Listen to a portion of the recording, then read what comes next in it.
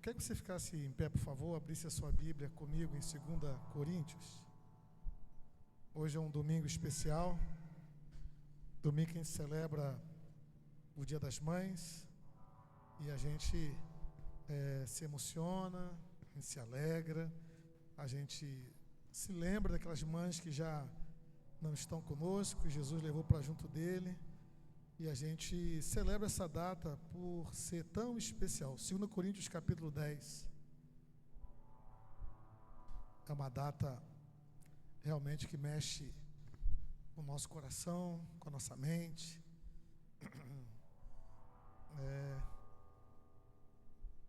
Eu vou ler na minha versão, a minha versão é revista e atualizada. E vai aparecer aqui na tela a nova Almeida atualizada, que nós estamos mudando de versão, porque a Sociedade Bíblica não está produzindo mais a Bíblia revista atualizada. Acho que você encontra estoque antigo aí para vender, e ela lançou a força de expressão, né? Tem quase 10 anos. Ela lançou nova Almeida atualizada, que é a versão que a gente usa aqui na igreja para a gente estudar a palavra, meditar na palavra, em nome de Jesus. 2 Coríntios capítulo 10. Quero ler com os irmãos dois versículos, versículo 3 e o versículo 4. Diz assim: porque embora andando na carne, não militamos segundo a carne, porque as armas da nossa milícia não são carnais, e sim poderosas em Deus para destruir fortalezas e anulando maus pensamentos ou sofismas. Vamos falar com Deus. Deus Pai, estamos aqui reunidos em nome de Jesus, nesse domingo, dia do Senhor, mas um domingo também especial, domingo que a gente tem celebrado o Dia das Mães. Alguém tomou um café especial hoje, alguém foi para um restaurante especial hoje, alguém teve as suas memórias aqui trazidas à mente, lágrimas que foram roladas de saudades, mas o Senhor é bom e a sua misericórdia dura para sempre.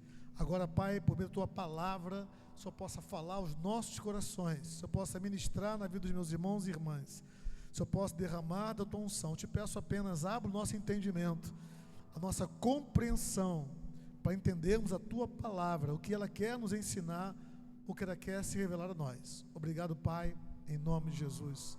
Amém. Os irmãos podem sentar-se. Eu vou desligar aqui o ventilador, que ele atrapalha aqui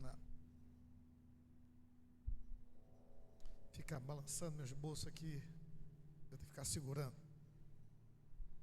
Irmãos, eu fiquei pensando e orando a Deus sobre qual mensagem trazer para os irmãos. E geralmente, Dia das Mães, a gente procura trazer uma mensagem voltada para esse tema, né? Lembrar aos irmãos também, às irmãs, especialmente as mães, que foi feito todo um arranjo ali na entrada da igreja, e você bater umas fotos lá com seus filhos, com seus amigos, com os irmãos, e deixar registrado e marcar a igreja. Quando você publicar em redes sociais aí, marca Nova Vida Vila Velha, e você marca a igreja em nome de Jesus. Então, como vinha falando, né, eu fiquei pensando, orando, e Deus me deu uma inspiração que eu não sei se você vai concordar comigo no final, né, do que você vai ouvir hoje aqui, que ela marcou o meu coração, marcou a minha mente. E eu espero que você possa aprender algo com a vida de uma mulher. Que eu fui para a Bíblia, irmãos, tem tantas mulheres especiais na Bíblia. Sara, por exemplo, é uma das mulheres da Bíblia. Raquel, Ruth, tem tanta mulher na Bíblia, irmãos. Maria Madalena, meu Deus, Isabel, mãe de João Batista. E assim fui pensando e pensando as mulheres da Bíblia que foram mães, né, e analisando cada uma delas. Nós estamos vivendo um momento em que nós estamos passando por um processo de intercessão e oração na igreja. Se você não sabe, então você vai ficar sabendo agora. Nós iniciamos dia 1º de maio, 31 dias de oração, de jejum, de busca do Senhor. Jeremias capítulo 29, 12: buscar-me-eis e me achareis, quando me buscar de todo o vosso coração. E acrescentamos nesse processo, nessa jornada, nessa caminhada, nós acrescentamos um tempo de oração, um relógio de oração. Dividimos o dia em partes de 6 horas. Então você escolhe uma ou mais partes das 6 horas do seu dia e levanta o clamor a Deus, ore pela sua família, ore pela igreja, ore pelo seu lar, de meia-noite às 6 da manhã, de 6 da manhã ao meio-dia, de meio-dia às 6 da tarde, 6 da tarde à meia-noite, e assim fechamos as 24 horas. Estamos nesse processo até o dia 31 de maio. Iremos subir no monte para orar, e temos feito jejuns, e buscamos a direção de Deus, buscamos o Senhor, para que abençoe nossa vida financeira, abençoe nossa casa, abençoe nosso lar, nossos filhos, né, nossos relacionamentos, nossa vida profissional e a igreja como um todo, que a igreja cresça, que a igreja saia das 4 paredes, que a igreja possa impactar a cidade e essas coisas que a gente busca como igreja e como povo de Deus. Então, falando de mães, né, as histórias da Bíblia são fantásticas, e de todas elas, irmãos, eu escolhi uma que marcou a história, e eu tirei diversas lições para a minha vida, e eu queria compartilhar com você essas lições. Uma mulher que enfrentou, que já que o tema do mês é batalha espiritual, na quarta-feira teremos alguém aqui pregando batalha espiritual, domingos à noite, batalha espiritual novamente, pastores convidados, pessoas que vão trazer a palavra do Senhor ao seu coração, ao meu coração. Então, olhando para essas mulheres todas da Bíblia, eu pensei pelo Espírito de Deus, aquela que me pareceu que mais enfrentou uma batalha espiritual, uma que expressa bem o que a gente acabou de ler, porque não militamos, embora andando na carne, não militamos segundo a carne, diz a palavra. E o versículo 4 vai dizer que a arma da nossa milícia, da nossa guerra, não são carnais, elas são poderosas em Deus, para destruir fortalezas espirituais, anular falsos pensamentos. No ambiente espiritual, a mente do ser humano, a sua mente, a minha mente, é o campo de batalha. É aí que são travadas as maiores batalhas que você enfrenta na sua vida, é aqui na sua mente. Há uns anos atrás se dizia que a vida humana cessava quando o coração parava de bater. Durante muito tempo a ciência disse isso e a gente acreditou nisso. Até que um dia a ciência mudou. A ciência mudou e passou a dizer o seguinte, que a morte acontece quando o cérebro para de funcionar e não mais o coração. Por isso que a morte cerebral se tornou tão conhecida de nós, né? Então é quando se desliga os aparelhos, a pessoa, a mente dela para de funcionar, ainda que o coração continue batendo, mas a mente morreu, a mente parou de funcionar.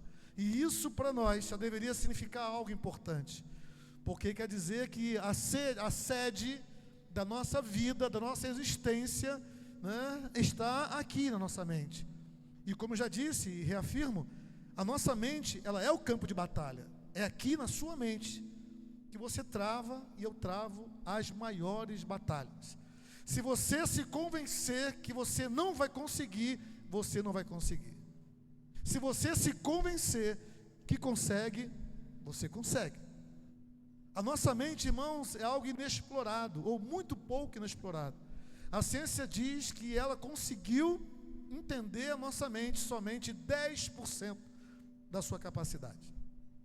E algumas pessoas que dizemos que são pessoas brilhantes, super intelectuais, né, são uma sumidade em diversas áreas do conhecimento, essas pessoas não chegam a 15% da capacidade do seu cérebro, para você ver como que Deus nos fez uma capacidade enorme no nosso cérebro e nós exploramos tão pouco a nossa capacidade cerebral. Não é à toa que nesses últimos anos a neurociência tem ganhado campo, aí entrando em outras áreas do conhecimento.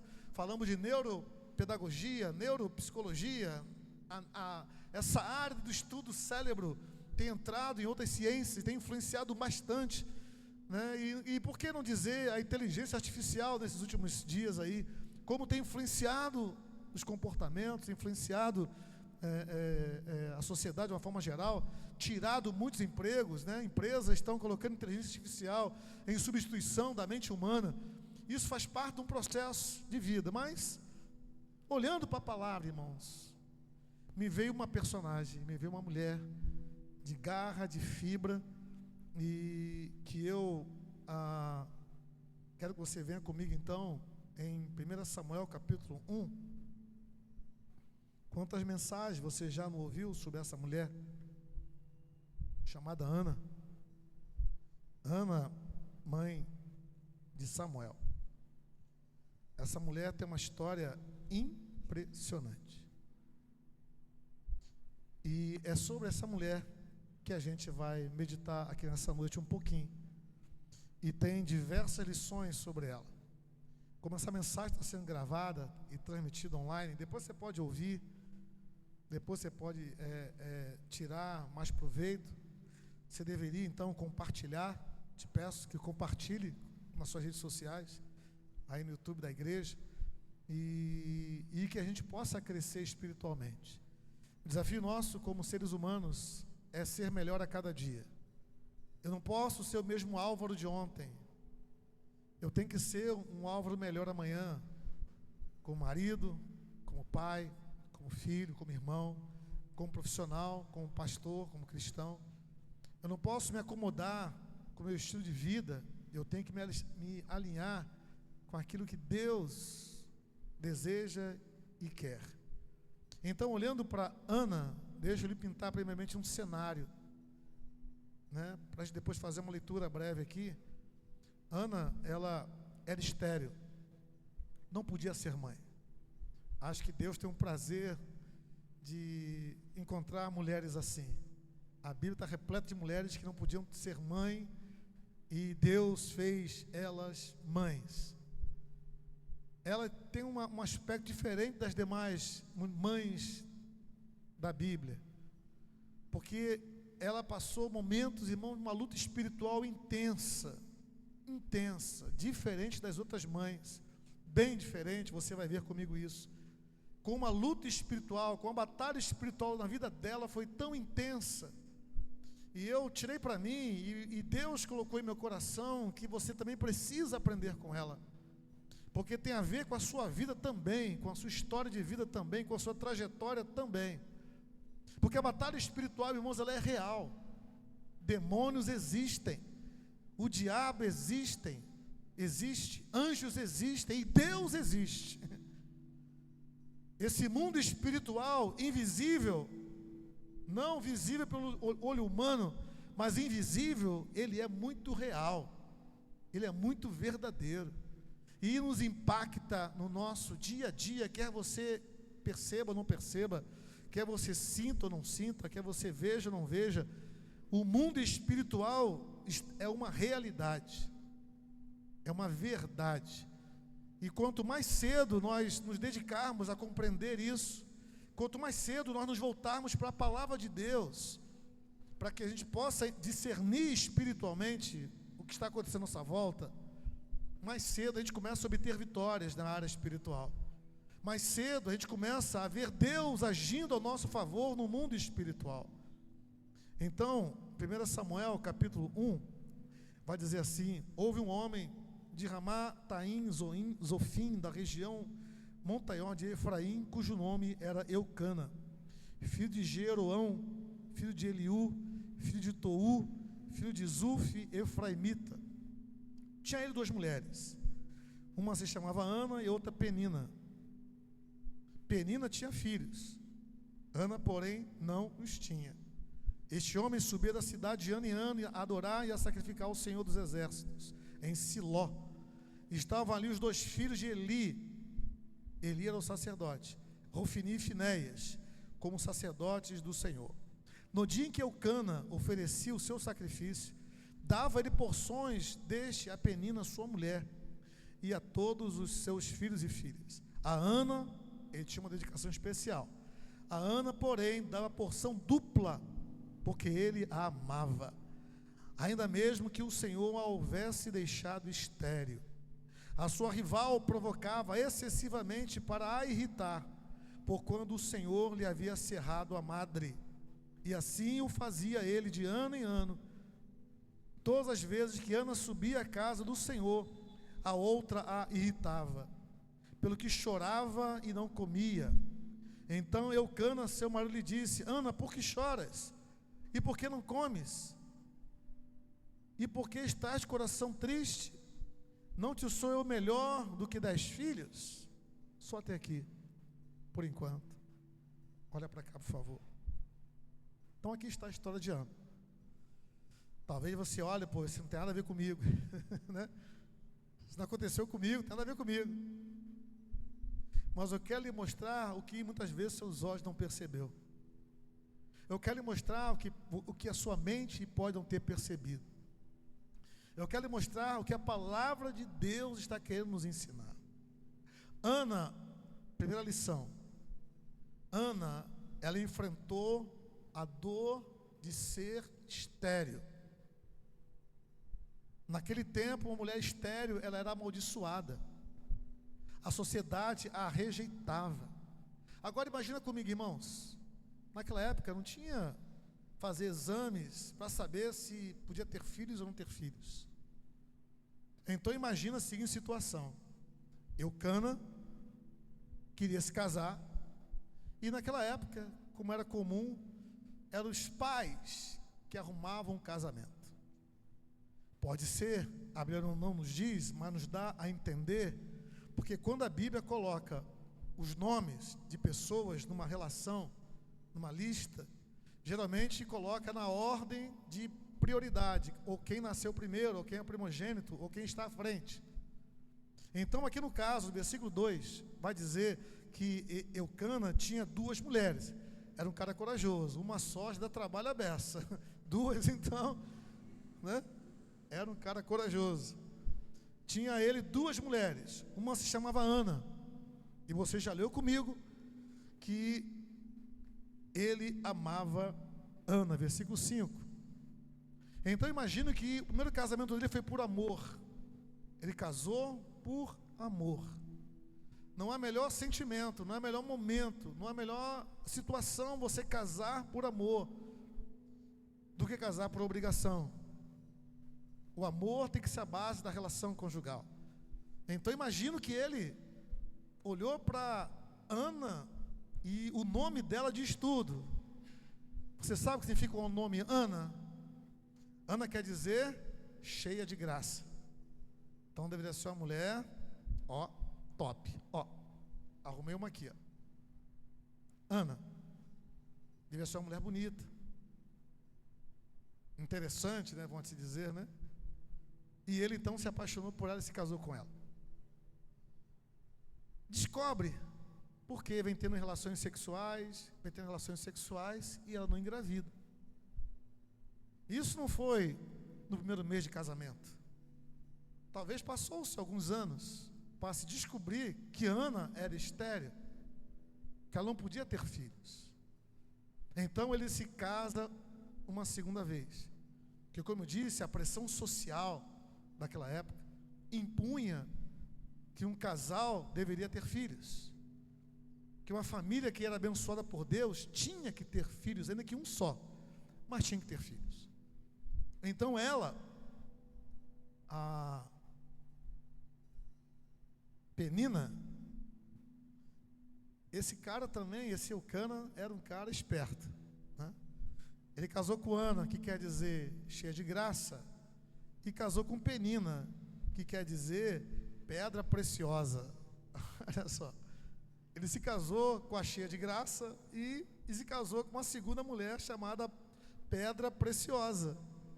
Então deveria ser alguém, uma mulher também interessante. Pois bem, só que a Bíblia vai nos dizer, irmãos, que Ana era estéril.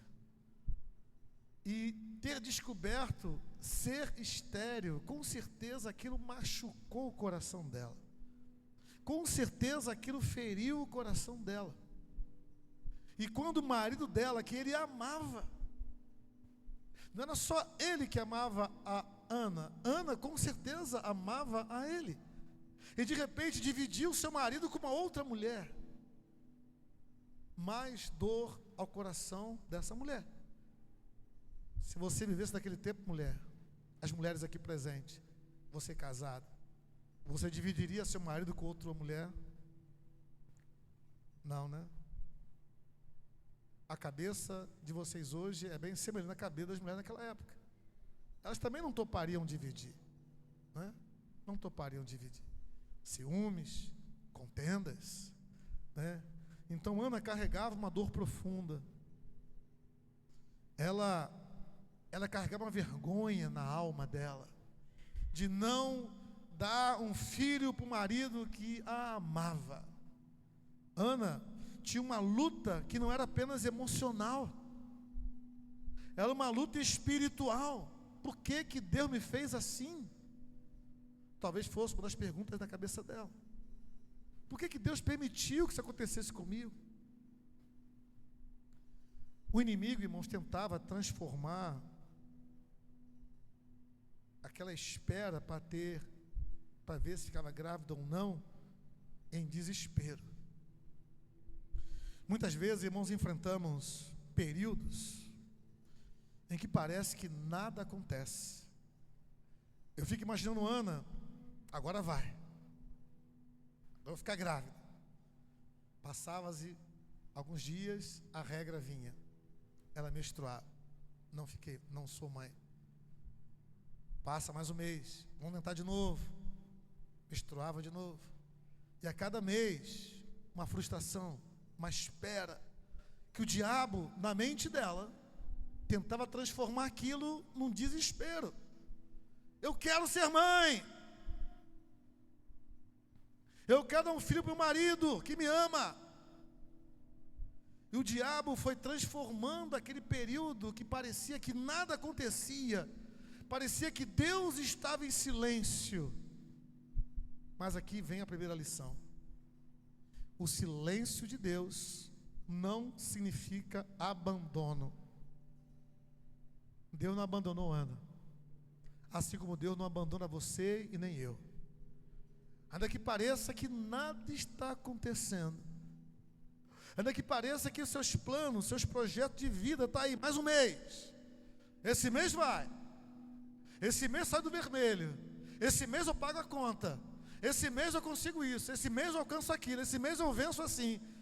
Aí chega no último dia do mês, não vem,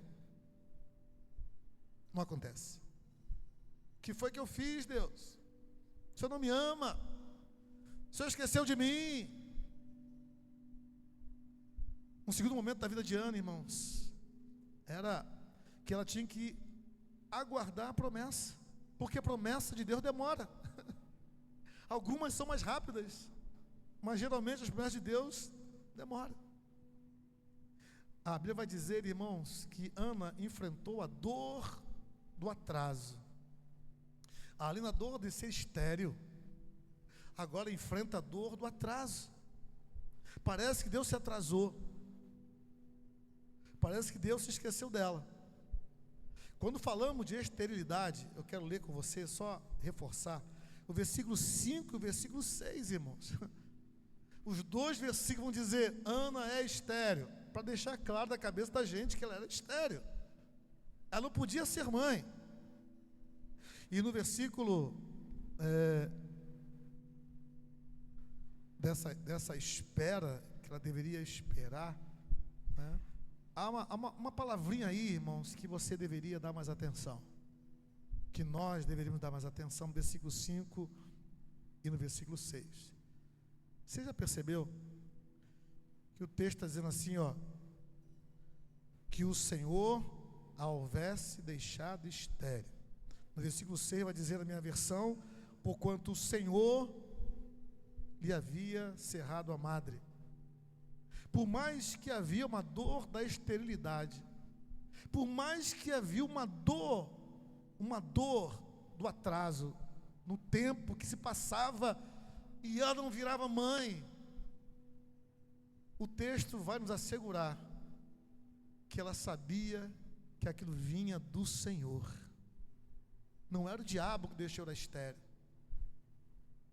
não foi a genética que deixou ela estéril, não foi a biologia, a botânica, o que for que seja, a ciência que seja, que deixou essa mulher estéril. O que deixou essa mulher estéril foi Deus. E ela vai dizer não é apenas Deus, um Deus qualquer.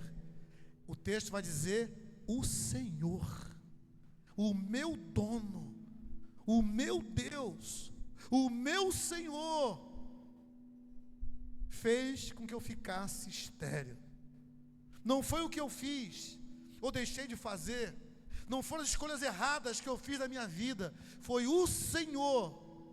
Ela sabia quem era o Senhor da vida dela. Ela sabia que Deus estava no controle de tudo. E que mesmo sabendo que o Senhor estava no controle de tudo, Deus permitiu a esterilidade. Deus permitiu que ela sofresse, carregasse uma dor. E sabe o que é pior da dor, irmãos? Do que ela passava. Aí vem o terceiro momento. Foram as humilhações. No versículo 6, vai falar assim, ó. Olha a palavrinha que está aí na versão. Está aqui? Bota aqui o versículo 6 aqui, ó. Sua rival. A outra mulher do marido dela não era amiga dela. Era rival dela. Que coisa. Então, além de carregar a dor da esterilidade, a dor do atraso de Deus aos nossos olhos, carregava a dor da humilhação. Ser humilhado. Você já foi humilhado? Já se sentiu humilhado? Ah, irmãos, passei alguma situação na minha vida que eu tive que contar até 10 para não voar no pescoço do camarada que está tentando me humilhar. E foi Deus que me fez calar a boca, foi Deus que me fez silenciar. Penina provocava Ana continuamente. Eu fico imaginando o seguinte: já que Penina tinha filhos, ela devia dizer assim para ela, né? Você é um zero à esquerda. Você está podre por dentro. Você humilha o nosso marido.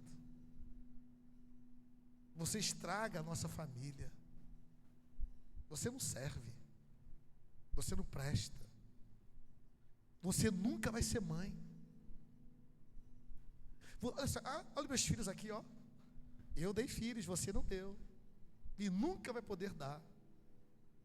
Ana sofreu humilhações e na mente dela, como eu falei no início, o campo de batalha, essas humilhações, essas críticas, essas comparações, essas pressões emocionais, palavras, tudo isso vinha na mente dela. Será que eu sou isso mesmo? Será que eu estou podre por dentro? Eu sou amaldiçoada? Será que eu nunca vou ser mãe mesmo? Será que eu nunca vou fazer meu marido feliz? Não é à toa, irmão, você leu comigo que ela chorava. E o marido dela perguntou, será que eu não valho, eu não sou melhor do que 10 filhos? O cara é insensível, né? Ele tentando ajudar Ana, ele demonstrou uma insensibilidade com ela. Não foi por querer, imagino eu. Não era o momento de falar isso. Ele fala assim, por que você não come? Por que você chora? Ora, irmãos, as respostas são óbvias. Eu choro porque a Penina enche minha paciência, me persegue, é minha rival, a gente leu aí, ela é minha rival, é minha inimiga, ela deseja o meu mal. Eu estou chorando porque eu não consigo fazer você feliz, meu marido. Eu não consigo fazer você feliz, meu marido. Sabe, o nome Eucana quer dizer, eu pedi ao Senhor. Eu fico imaginando, Ana dizer o seguinte, eu pedi ao Senhor você para a minha vida, eu escolhi você para ser meu marido. Eu pedi a Deus que me desse um homem que me fizesse feliz e que eu pudesse fazer ele feliz.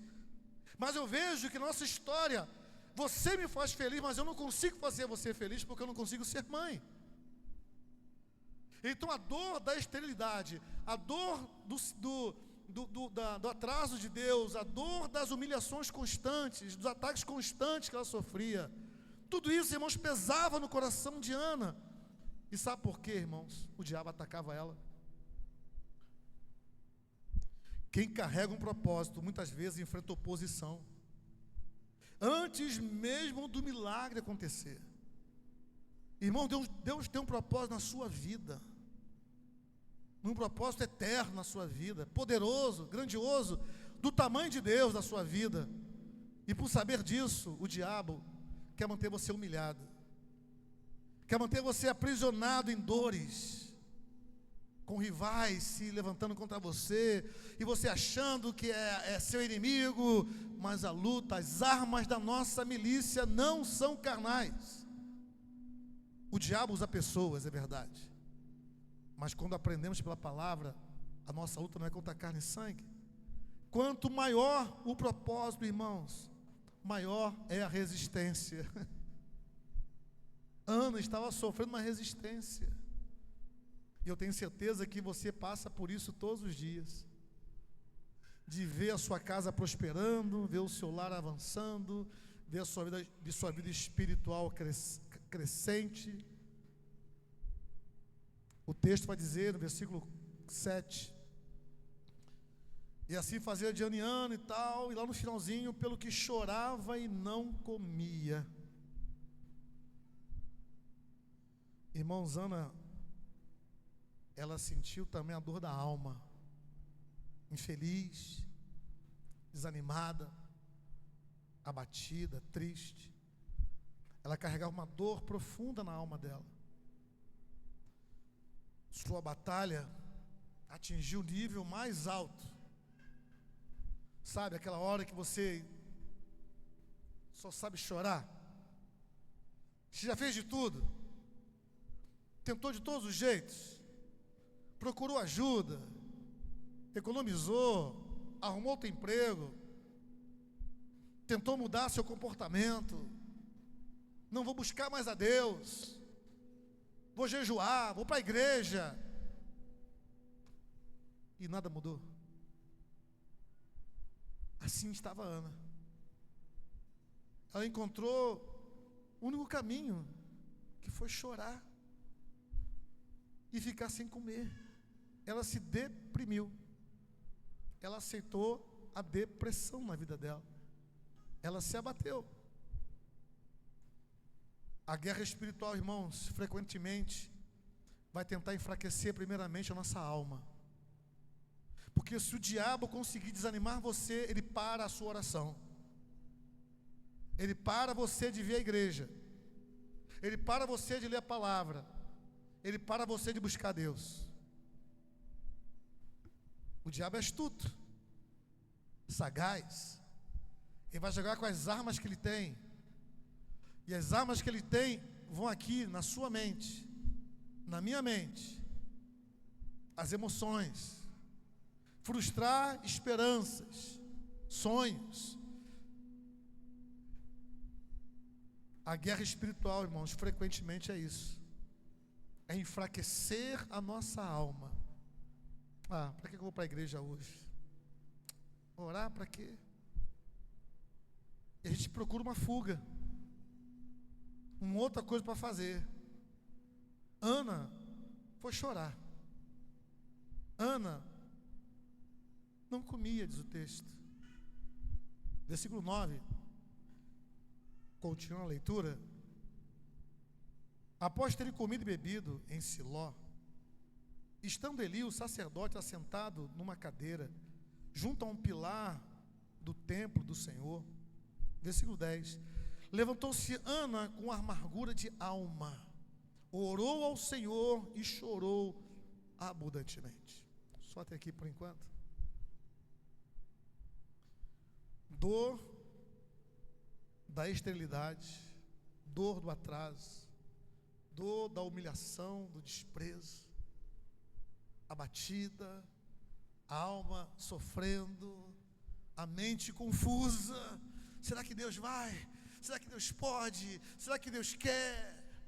Cheio de pensamentos, e o diabo dizendo: Deus não quer, porque se quiser já tinha feito.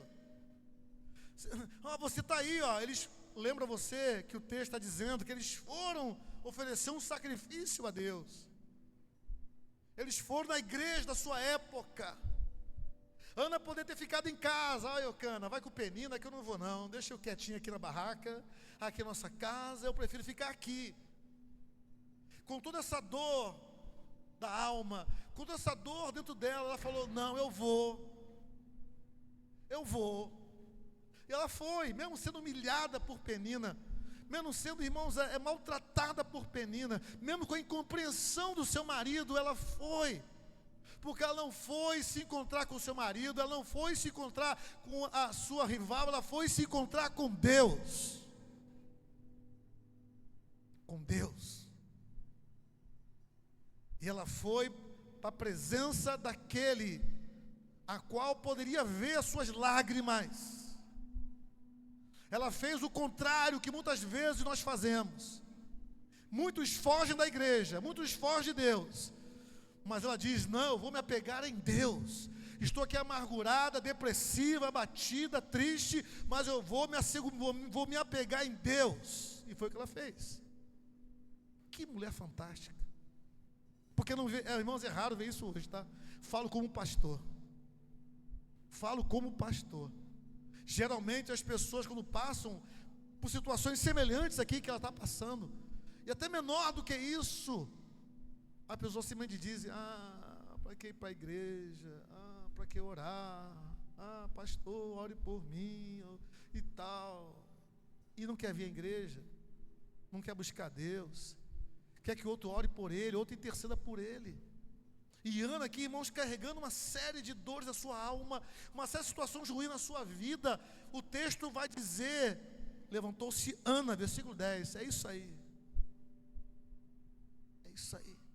Levante, foi o que ela fez. E ninguém disse isso para ela. Ela não tinha ninguém para se aconselhar. Ela não pôde ir buscar o conselho de uma irmã, ela não pôde buscar o conselho do pastor, ela estava sozinha nessa, irmã, batalha espiritual. Muitas vezes ela está sozinho no meio da multidão. E assim foi Ana, essa mulher fantástica. Porque, irmãos, o altar é a lição. O altar continua sendo o lugar da nossa guerra espiritual, da nossa cura e da nossa restauração. É no altar de Deus. Não é no altar da rede social, não é no altar da televisão, não é no altar de qualquer outro prazer. É no altar de Deus que a gente vence. É no altar de Deus que a gente vai encontrar cura. É no altar do Senhor que a gente vai encontrar restauração. E foi isso que Ana fez. Ana não fugiu da presença de Deus. Ela derramou a sua alma no altar do Senhor. O texto, versículo anterior, versículo 7, diz que ela chorava e comia, e seu marido viu que ela chorava. E ela viu que o chorar perante o marido dela trouxe um questionamento furado dele. Por que você está chorando, Ana? Então, peraí, já que você não está entendendo nada, deixa eu chorar com quem pode me entender. Deixa eu chorar com quem pode me compreender. Deixa eu chorar com quem vai se compadecer de mim. Deixa eu chorar com quem pode fazer alguma coisa por mim. Ela foi orar na presença do Senhor. É lá que ela foi chorar. Irmãos, outro dia eu fiz isso. Estava em casa sozinho. Lúcia saiu, Beto saiu para trabalhar. Cheguei em casa, depois do trabalho, uma série de situações para resolver na minha vida. Eu botei o joelho no chão e comecei a chorar diante do Senhor, clamar a Ele, porque Ele, eu gosto desse texto que diz o seguinte, que quando nós choramos, Deus envia um anjo para recolher nossas lágrimas. Sabia disso? Está na Bíblia. E assim fiz, sem saber da Ana aqui. A sua oração, irmãos, ela faz uma oração que, meu Deus, a oração que essa mulher faz, versículo 11, olha, eu me fiquei pequenininho assim, ó. Falei, meu Deus, eu quero orar como ela. Um dia, me ensina a orar como ela orou. Me ensina a orar como ela fez diante do Senhor. Porque a vida de muitas pessoas hoje oram talvez por última esperança, oram sem esperar que Deus responda, ora por orar. Ela não.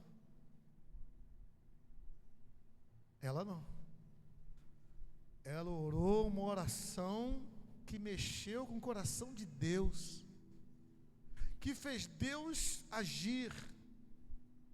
A palavra do Novo Testamento vai dizer que muito pode da sua eficácia a súplica do justo. E ela fez uma oração que Deus respondeu. Versículo 10 vai dizer: levantou-se Ana e com a amargura da alma orou ao Senhor e chorou abundantemente. Irmão, Deus não espera que você venha orar a Ele com a sua vida certinha, com a sua alma bacaninha. Deus quer que você busque Ele do jeito que você está. Às vezes até sem vontade de orar, abatido, triste, desanimado, porque como falei, o que o diabo faz, irmão, na guerra espiritual é atacar a nossa alma, é tentar nos abater, é tentar nos impedir de usar a arma que Deus nos deu, porque as armas da nossa milícia não são carnais, poderosas em Deus para destruir fortalezas. E ela fez isso, ela foi orar. Estou aqui amargurada, sofrida, com dor aqui na minha alma, mas eu vou orar a Deus. O Deus que responde com fogo, o Deus que responde a oração, o Deus que responde o clamor. Ela foi falar com Deus, amados. Glória a Deus pela vida dessa mulher. O versículo 11 vai dizer assim: ela orou e fez um voto, dizendo: Senhor dos exércitos, se benignamente atentares para a aflição da tua serva, e de mim te lembrares, da tua serva te não esqueceres, e lhe deres um filho, era só o que ela queria. Ela disse que era um filho varão, um homem, ao Senhor, e darei por todos os dias da sua vida, e sobre a sua cabeça não passar navalha. Foi a oração dela, uma oração simples, direta, focada. Eu tenho um problema, sou estéril, estou pedindo ao Senhor que o Senhor me dê um filho, varão, e esse filho varão não vai ficar comigo não, eu vou devolver para o Senhor, ele vai servir ao Senhor. Que coração! Mas eu quero que você observe, irmãos, um detalhezinho nesse texto. O texto começa assim, ó, dizendo o quê? Senhor dos exércitos. Ana sabia que estava em guerra espiritual. Você sabia que você está em guerra espiritual? Você sabia? Não, pastor, acho que não. Não, está sim, pode ter certeza que você está. Você e eu estamos numa guerra espiritual que só vai terminar quando você e eu entrarmos no céu. Quando nós entrarmos no céu, lá o nosso descanso é no céu. No céu. Enquanto estamos aqui, nós dependemos do Senhor dos exércitos. Dependemos dele, precisamos dele, do agir dele, do poder dele, da autoridade dele. E foi o que Ana fez: Senhor dos exércitos, porque esse é o seu nome, Senhor dos exércitos. Ana fez um voto, irmãos. Ana compreendeu que Samuel teria um propósito divino. Ana enxergou algo que ninguém enxergou. Ana não queria apenas um varão, não queria apenas um menino, não queria apenas um filho. Ana queria um profeta de Deus. Ninguém enxergou isso, mas ela enxergou. Ninguém percebeu isso, mas ela percebeu. Que ela queria gerar alguém que fizesse diferença. Alguém que fosse boca de Deus aqui na terra. Deus estava levantando um profeta através de Ana. Um juiz, um homem que mudaria Israel. Ela sabia disso? Que coisa! Ah, uma mulher muito esperta? Talvez sim. Mas eu digo a você, ela não saberia se não tivesse uma revelação do Espírito Santo. Foi o Espírito Santo que revelou isso ao coração dela. Ou você acha, seria possível uma mulher estéril, racionalmente, que tem um filho, e pega esse filho, desmama ele e dá para outro criar? Isso é razoável? Isso é racional? Isso é de bom senso? De forma alguma. De forma alguma. Ela sofreu na mão da Penina porque ela não podia ter filhos. E agora ela podia mostrar para a Penina: Penina, está aqui o meu filho, ó, sua bobona. Agora eu também sou mãe. Ela podia ter feito isso, amados. mas ela faz um voto a Deus, porque ela entendeu a dimensão espiritual que ela estava envolvida. Você já entendeu a dimensão espiritual que a sua casa tem, que seus filhos têm? Sabe qual é a pior sensação quando você vai envelhecendo? A pior de todas, não são as dores do corpo, não é a perda de massa muscular, não é começar a esquecer das coisas. A maior dor, falo por mim, que quando você vai envelhecendo, você vai passar, se Deus lhe permitir passar, e tendo filhos, é a sua casa ficar vazia, só você e sua esposa. Você passou ali 20, 25 anos convivendo com seus filhos. Aí de repente eles voam, cada um é para sua casa, né? Seu casamento, seus filhos, sua família, e a sua casa fica vazia, né? Vazia, entre aspas, né? Entenderam, né? É você e seu marido, você e sua esposa ali. Claro que você construiu uma relação boa com ele, com ela, né? E você está ali convivendo juntos. Amém? Vocês vão investir cada vez mais no seu casamento, na vida a dois. Vão ter mais tempo para vocês dois. Mas aquela sensação do coração de você ir no quarto,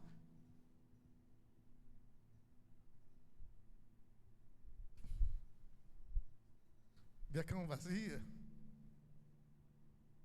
Você sabe que eles estão bem, mas é um vazio da alma, né? Um dia você vai passar por isso. Eu fico, irmãos, imaginando Ana. Ela amamentou aquela criança, o sonho dela ser mãe.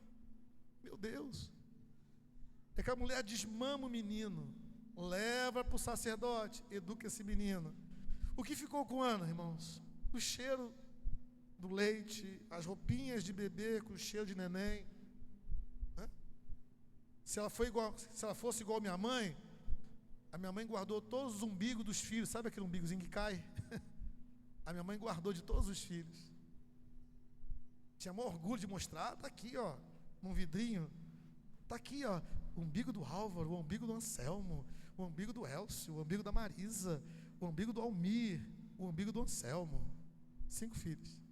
Aliás, 6 filhos. Eu tinha orgulho de contar, né? Ela, minha mãe. Eu fico imaginando Ana. O sonho dela era ser mãe. Meu Deus, que mulher fantástica. Como que ela teve esse discernimento, como ela percebeu a batalha espiritual que estava sobre ela, como ela entendeu a dimensão de tudo que estava à sua volta. A vitória, irmãos, é uma lição que a gente aprende com ela também. Algumas respostas demoram porque estão ligadas a propósitos maiores do reino de Deus. Às vezes a resposta não chega no tempo que você quer, é porque Deus tem um propósito maior. A coisa é maior do que você está pensando, a coisa é maior do que você está imaginando, é muito mais do que você pediu ou pensou. A vitória, irmãos, começa primeiro no espírito. Guarde isso. Pelo amor de Deus, guarde isso no seu coração. A vitória começa primeiro no espírito. Versículo 18. Coloca para nós aqui, ó. 18. Ana respondeu: que eu possa encontrar favor aos seus olhos. Então ela seguiu o seu caminho, comeu alguma coisa, e o seu semblante... Por quê? Porque ela orou. Ela rasgou a alma dela diante de Deus. O Espírito Santo veio sobre ela, consolou o coração dela, trouxe uma certeza no coração dela de que Deus ouviu a sua oração. Então ela falou: bom, Deus me ouviu, então deixa eu mudar aqui, deixa eu comer agora, né? Deixa eu mudar meu semblante de tristeza, de amargura, de depressiva, de triste. Ela agora um sorriso de alegria no coração dela. A esperança volta, a fé se renova, e essa mulher já não está mais triste, porque ela confia no Deus de Israel. Porque a vitória começa no mundo espiritual, não é no mundo natural. É no mundo espiritual. Antes dela ficar grávida, ela já foi abandonando tudo que estava contra a vida dela.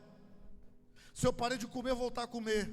Se eu estava triste, eu vou ficar alegre. Se eu chorar, eu vou parar de chorar, vou começar a sorrir. Porque a vitória vem, irmão, no ambiente da fé. Antes de ficar grávida, antes de Deus confirmar a promessa na vida dela, essa mulher mudou de atitude. Fé é atitude. Muitas vitórias começam primeiro dentro da nossa alma, antes de aparecerem para fora. Ela mudou. Eu fico imaginando Penina. O que aconteceu com a Ana? Por que ela está tão alegrinha assim? Por que ela mudou o semblante dela? Ela está até comendo, olha lá. Olha lá, a Ana está comendo, olha lá. A Ana está até comendo. Eu fico imaginando a rival, não é isso que a Bíblia diz? Que Penina era a rival dela. Eu fico imaginando ela pensando, ela está muito alegrinha. Vou arrumar um problema com ela. Vou arrumar alguma coisa para ela. Eu fico imaginando que essas coisas passaram no coração de Penina, e bem provável que ela deve ter feito alguma coisa, mas ela não estava mais triste. O seu semblante mudou. Nada de fora iria roubar aquilo que Deus colocou dentro. Nada ia tirar aquilo que estava dentro dela. E ela falou: não, Penina, você quer me aborrecer, mas eu estou alegre com Deus. Você quer me irritar, mas dessa vez você não vai me irritar mais. Eu fico imaginando que Penina deve ter ficado mais braba aí da Ana. Oh, meu Deus. Deus respondeu a oração de Ana, irmãos. Versículo 20. Coloca para nós aqui. Ó, Ana ficou grávida. Oh, meu Deus. Ela ficou grávida. Passado o devido tempo, teve um filho, virou mãe. Meu Deus, a quem deu o nome de Samuel, por dizia, do Senhor pedi. Samuel significa isso, um profeta, um juiz que Deus estabeleceu sobre Israel, um futuro nas mãos de Deus, todo um propósito de Deus daquele menino nascer, e da forma como Deus fez. Deus encontrou em Ana uma mulher capaz de resistir aquele momento de batalha espiritual, de se voltar para Ele, de chamar Ele Senhor dos exércitos. Uma mulher que, ao invés de reclamar, de falar, de maldizer a sua vida, de buscar outros culpados para a vida dela, ela se volta para Deus com amargura de alma, ela se volta para o Senhor. Mulher forte a beça. Deus transformou lágrimas em propósitos, dor em testemunho. Agora eu sou mãe, estou aqui carregando uma criança dentro de mim. E ele nasce, do Senhor pedi, Samuel. Eu fico imaginando agora o Eucana. Sou pai da mulher que amo. Que felicidade o coração desse homem deve ter sido tomado, de ter sido pai da mulher que ele amava. Do opróbrio sai da sua casa, do olhar de maldição sai do seu lado, da sua esposa amada. Essa situação, irmão, não só mudou o coração de Ana, mudou o coração do marido dela. Porque é assim que Deus faz. Porque quando Deus abençoa você, Ele não está olhando só você, Ele está olhando você e as pessoas à sua volta, que Ele pode alcançar através de você, através de mim. O milagre finalmente chegou, irmãos. E no meio da batalha espiritual vencida, o que era vergonha virou testemunho. Glória a Deus, glória a Deus, glória a Deus. Eu não sei se você percebeu, mas foram 7 lições. Abacuque 2:3 vai dizer o seguinte, sobre visão, porque a visão que Deus deu a Abacuque está para cumprir-se no tempo determinado. Jesus falou aos seus discípulos que o Senhor separou para ele total controle sobre certos fatos que vão acontecer lá no futuro. Pertence a Deus. Por isso que nem todo atraso significa abandono de Deus. O atraso pode significar que Deus está trabalhando no propósito maior para nossas vidas. A oração, irmãos, continua sendo arma poderosa. Meu amado irmão, eu vou me ajoelhar aqui. Ai, não pare de orar. Não desista de orar. Que seja só você na sua casa, mas ore. Que ninguém considere você absolutamente nada, te despreze, te humilhe, te rejeite. Seja você que ore.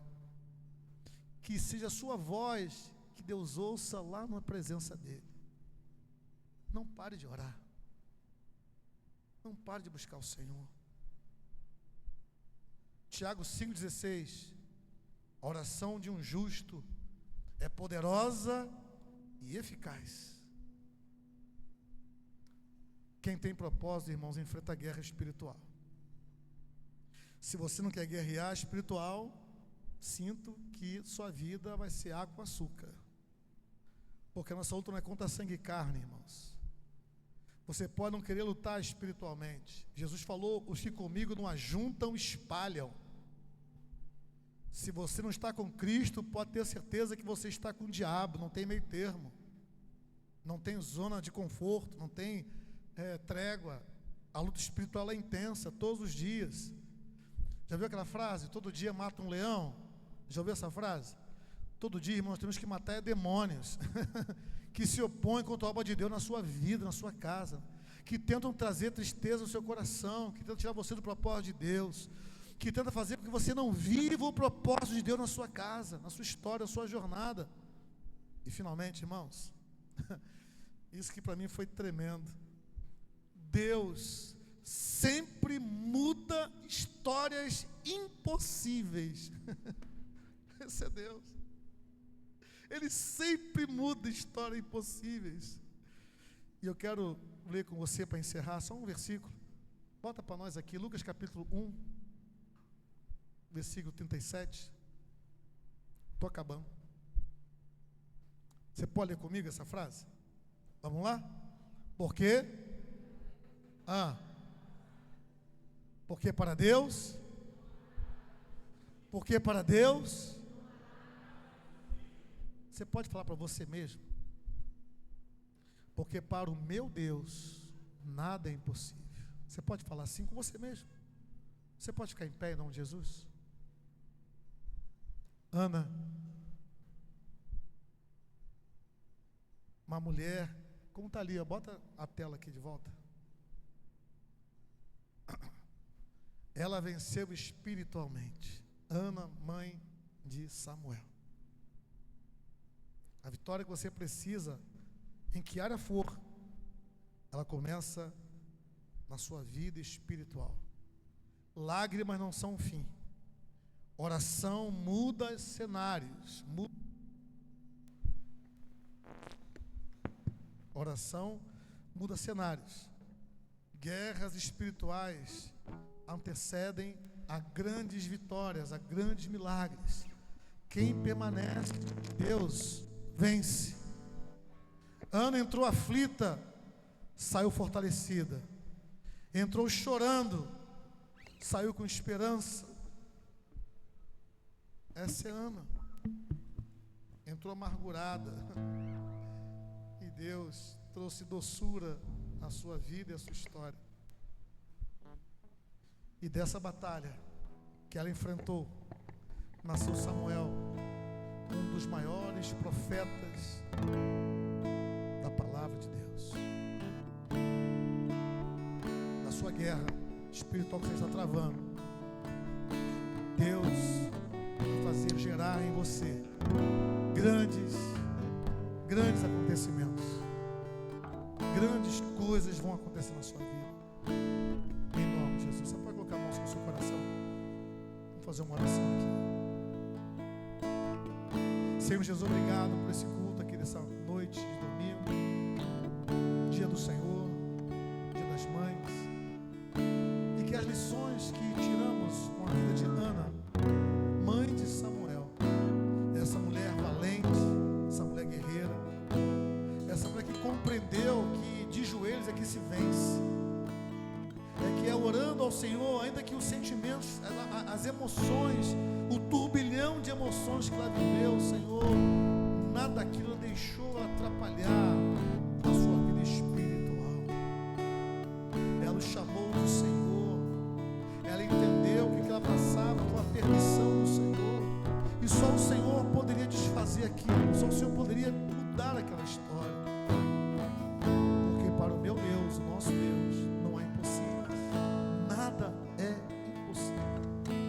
Então, Senhor, em nome de Jesus, eu peço aos meus irmãos aqui nessa noite, que o Espírito Santo tenha falado ao coração dos meus irmãos e irmãs, que o Espírito Santo tenha arrancado a amargura, a tristeza, a frustração, o desânimo, o desespero, e transformado isso numa alavanca espiritual, que venha nos motivar a buscar o Senhor, que venha nos motivar a se firmar na casa do Senhor, venha nos motivar a orarmos mais, a jejuarmos, a estarmos na presença do Deus Altíssimo, em nome de Jesus.